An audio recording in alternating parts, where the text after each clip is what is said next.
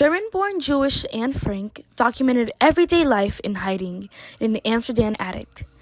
Anne was a very bright girl filled with hope and optimism, and still to this day is a celebrated diarist. Shown most clearly in her quote, "In spite of everything, I still believe people are really good at heart."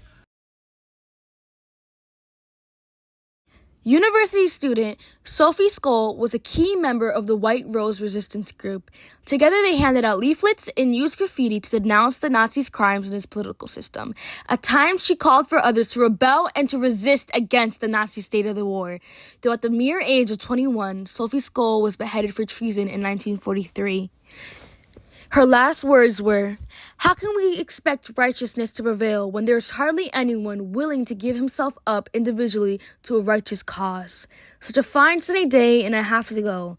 But what does my death matter if through us thousands of people are awakened and stirred to action?"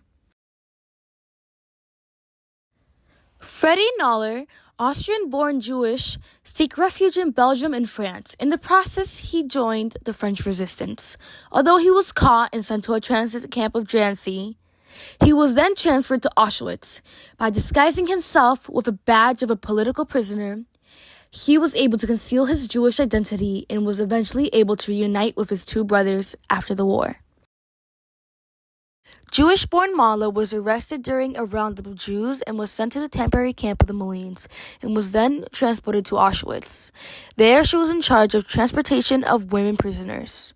Together, she and her lover, Edith Galinsky, both in uniform, were able to escape using a forged SS badge made by Mala.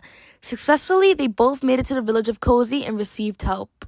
Unfortunately, though, they were both caught by a German border patrol and were sentenced to death by hanging.